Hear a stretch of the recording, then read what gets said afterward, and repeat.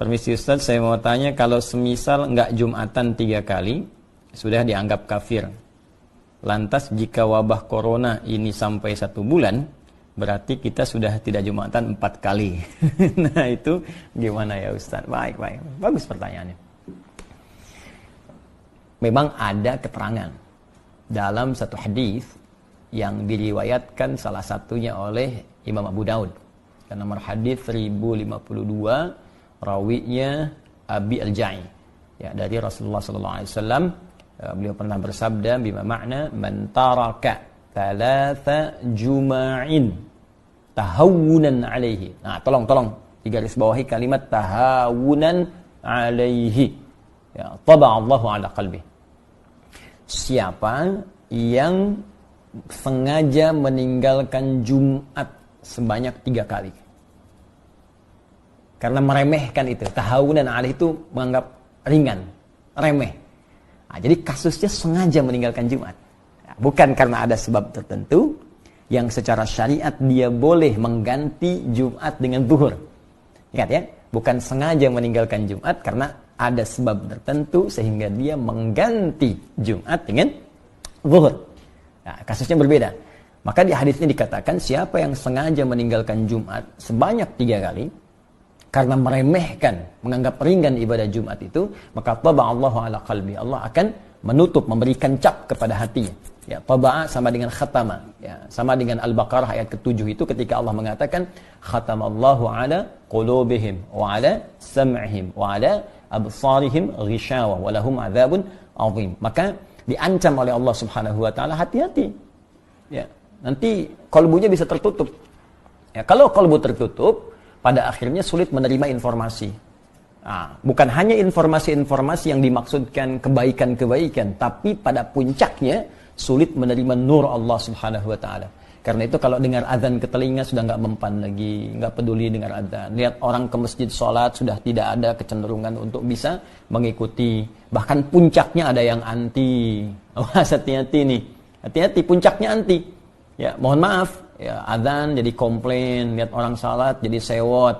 Nah, sekarang padahal ada tempat misalnya yang aman, ya, boleh jadi tidak ada isu virus di situ, tiba-tiba ikut komentar tutup masjidnya misalnya. Nah, ini aneh nih, saat masjid buka Anda tidak ada, ya, saat masjid sekarang ada corona ramai Anda minta ditutup, padahal orangnya nggak pernah ke masjid misalnya.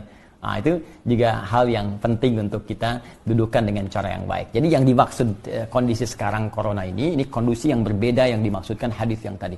Ya, karena itu penting kita mengkaji secara detail sehingga tidak salah paham atau pahamnya yang salah.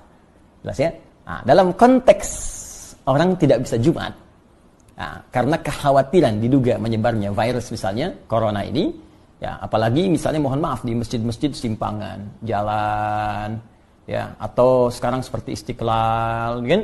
Atau masjid-masjid yang di pinggir jalan, yang kita nggak tahu siapa jamaahnya, mungkin dia membawa virus dan sebagainya, maka ada kebijakan di masjid tersebut tidak diselenggarakan salat Jumat dan jamaah kemudian diperkenankan mengganti dengan salat zuhur. Bahkan telah keluar fatwa MUI terkait dengan persoalan ini.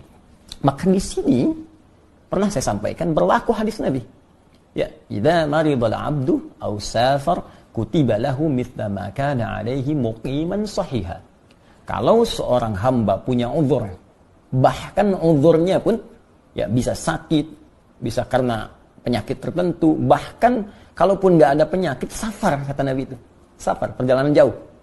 Ya, karena ada masyaqqah, kesulitan tertentu. Jadi ilat perjalanan itu, sebab perjalanan itu bisa karena panjangnya jadi lelah, atau bisa karena kedua masyaqqah, kesulitan dalam perjalanan itu yang menyebabkan ia tidak mampu mengerjakan rutinitasnya. Dia nggak bisa Jumat, kemudian dia kerjakan zuhur.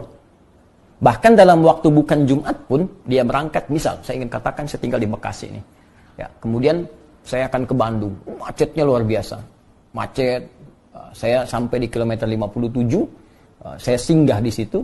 Nah, situasi macet luar biasa, mungkin sampai ke Bandung maghrib gitu kan, sehingga tidak mendapati asar di tempatnya atau di jalannya. Maka saya jamak qashar.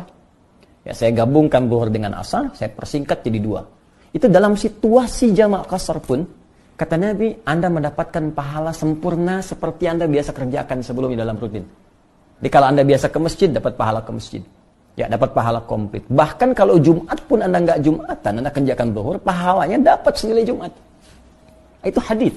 Nah, jadi ini pentingnya kita mengaji sehingga bisa menempatkan sesuatu sesuai dengan tempatnya. Jadi jangan sampai ada pembicaraan begini misal, lebih baik saya berjuang ke masjid kalau meninggal pun sedang syahid di masjid.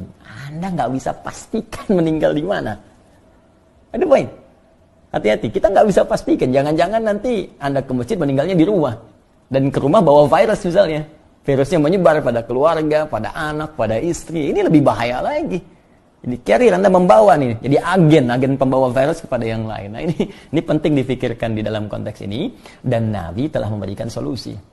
Ya, Nabi telah memberikan solusi tentang persoalan yang dimaksudkan. Wallahu ta'ala a'lam bis-shawab.